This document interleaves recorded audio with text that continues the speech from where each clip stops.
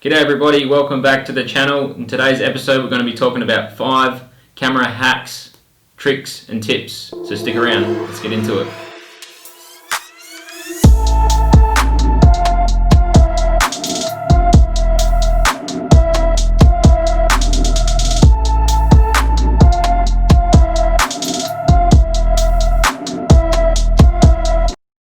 Okay, so the first trick I've got for you guys is to do with batteries. Now you're probably thinking, oh, what a boring tip this is, but this has saved my butt a lot of times. Basically on the back of the batteries you get this little tray that it comes with, and you might just think, oh, it's a nothing, I'd probably throw this away, but don't throw these away. These are really useful. What I tend to do with these is they don't just sit in there and protect the terminals from getting scratched or whatever, but when you've got 3 or 4 batteries and you're on location and the sun's going down or there's something about to happen, you're just about to capture it and your battery just poof, your camera's gone. You know, gonna quickly rummage through your bag, try and find another battery. And these little trays, if you actually look, they have a little battery symbol, and I don't know if they purposely have done this, but on the Canon LPE6 batteries, but they've got a little battery symbol and it fits in both ways.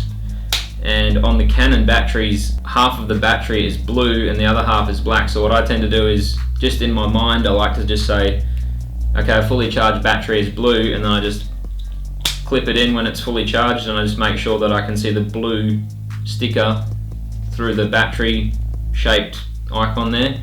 And then as soon as I take it out of the camera and I get the fresh battery out with the blue on it, then when I take the old battery out that's dead, I flip it around and just make sure that when I put it back in here, it's black. So if this just gets chucked back in my camera bag and I've got 3 or 4 batteries, rummaging around like, oh quick, which one's charged, which one isn't, and I can just look there, see, oh that one's got a blue, so that one's fully charged, whack this on, boom, in the camera, you're back shooting, as opposed to trying to rummage through your bag and miss the shot.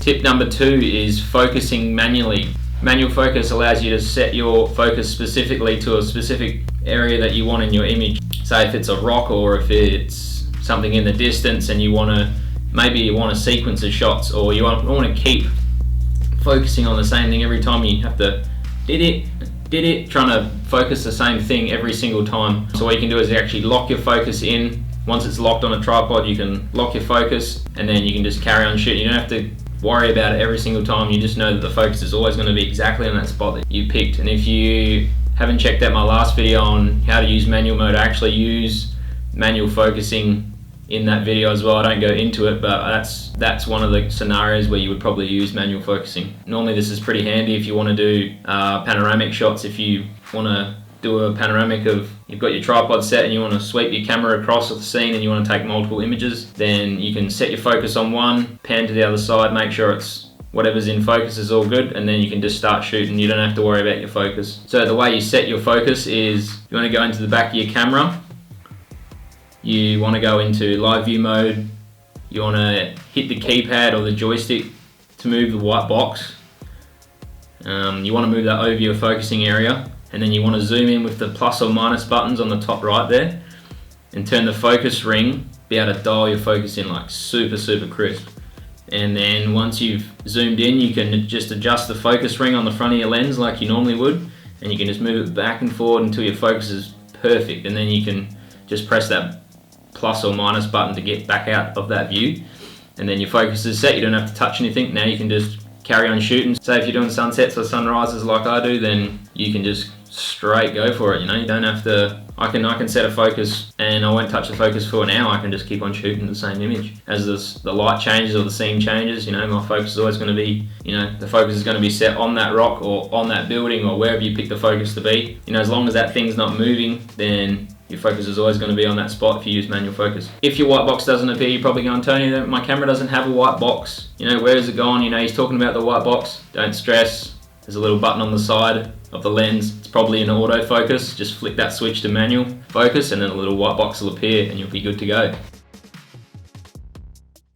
Now, what is an L bracket? Shape of an L, it's like a quick release plate, which is just on the top of your tripod, you have a tripod head, and that normally has a plate, and then you can get a quick release plate and you can put that to the bottom of your camera so you don't have to screw it in every single time. You can just get quick release plates, and the ones I like to use are called Arca Swiss style plates, and L brackets normally suited for Arca Swiss, and Arca Swiss allows you to lock it in, and you can also slide it left and right. Now what the L brackets allow you to do is it gives you a mounting point on the side of your camera, so you can actually flip the camera into vertical mode, like a portrait mode, and you can actually mount the camera on the side as opposed to mounting it in a landscape mode and then having to flop the camera over if you want to take a vertical shot. You can flop the ball head over, there's nothing wrong with that. I did that to start with until I got an L bracket, but L brackets make my life so much easier. Say you were shooting in landscape mode and you thought, oh, I want a quick vertical shot of that, so instead of having to unloosen the ball head and flop it over on the side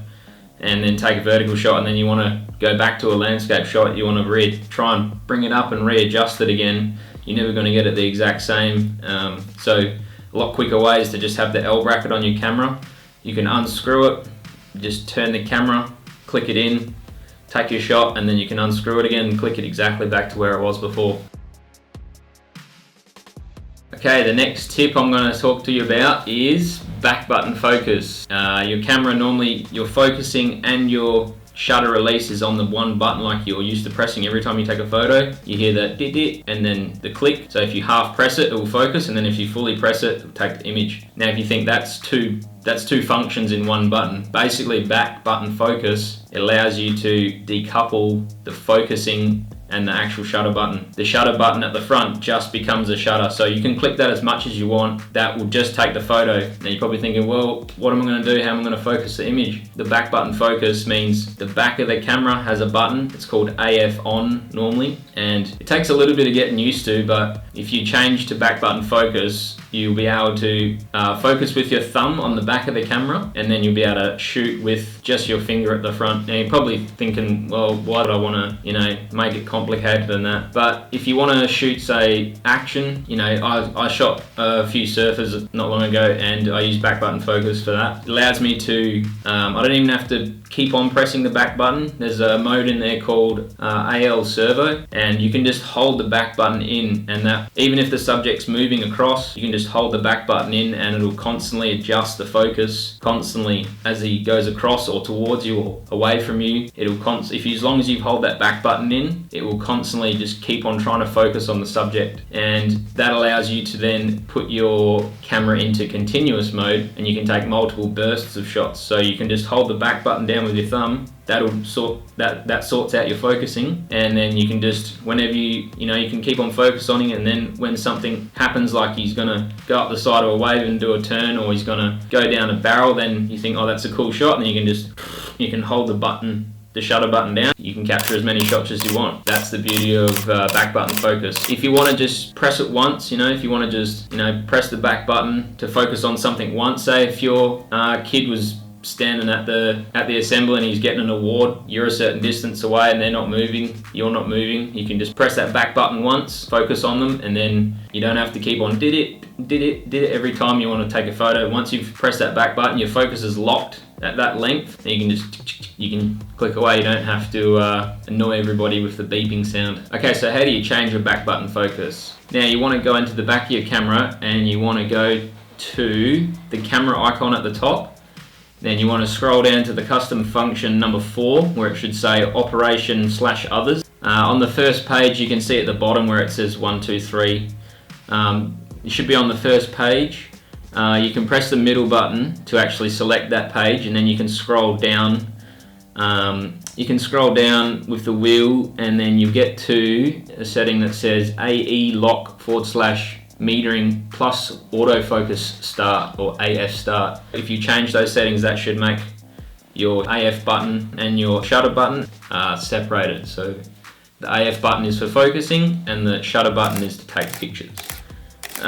You heard me talking about continuous shooting, so I'll tell you how to change that. You want to go to the top of your camera near the LCD screen, and there should be a button that says autofocus drive or AF drive. Press that, and you want to scroll across with your wheel until you hit the setting called AL servo, and then you want to also, the drive mode you should set to continuous.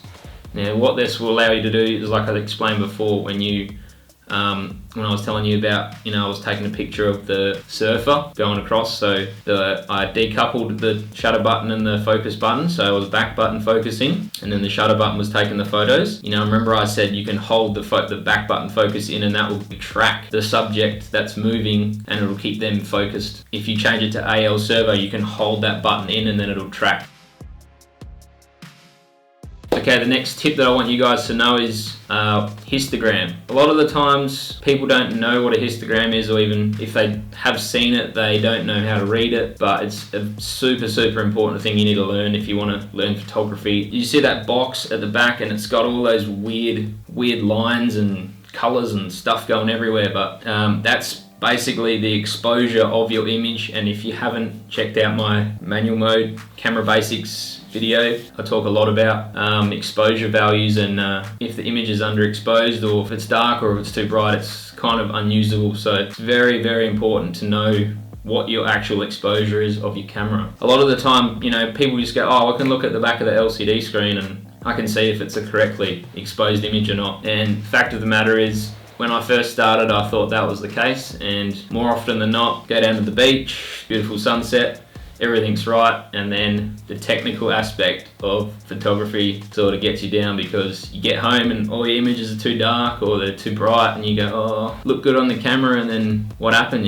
The way to read your histogram is basically a nice image you want to see is like, kind of just remember it as a pyramid. That's all you want to see. If it's too bunched over one side or bunched over this side, then that's not a correctly exposed image. And sometimes, especially in landscapes, I'll get histograms that look like a smiley face. There'll be like heaps over to the left and heaps over to the right, and that's because it's a high dynamic range. Some of you guys might not even know what HDR stood for before, but that's what it is. It's high dynamic range. So if it's a HDR scene, it'll be a lot of shadows and a lot of highlights, and that normally happens if you're shooting into the sunset. What I basically want you guys to understand is, if your histogram is bunched up one side or the other side, you're gonna have to adjust something, or maybe it's just a high dynamic range scene and can't do anything about it, but just try your best to make the pyramid and make sure it's not bunched up to one side or the other, and then you should be good.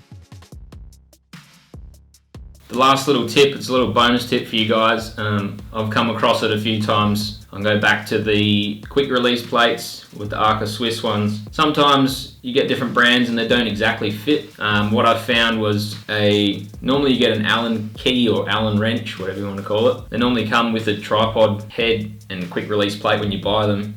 Or there's just plenty from IKEA that are always hanging around the house. If it's your quick release plate and your Arca Swiss plate on your tripod is a different brand, sometimes they don't fit together exactly. And what I've found to just get me out of trouble, if I'm on location and I go to put the two together for some reason and they don't fit and it's really loose, if you can just slide an Allen key in there, will make up the difference in spacing, because they're a hexagonal shape, and the Arca Swiss has a sort of a V shape that squishes it down and clamps it together. It just fits perfectly to take up the slack and it doesn't fall out. Okay everybody, that wraps up today's episode. Hopefully you found it useful. Hopefully you're not searching around now for dead batteries. You've got your histogram sorted, you know how to read that. You got your L brackets, you've got your manual focus, you got your back button focus. You're just snapping away at everything. If you like this video, please give it a thumbs up. If you haven't subscribed already, please subscribe. Hit the notification bell so you don't miss any future content. I'm going to be trying posting one video a week. That's where I'm going to leave it, guys. I'll see you guys in the next one. Peace.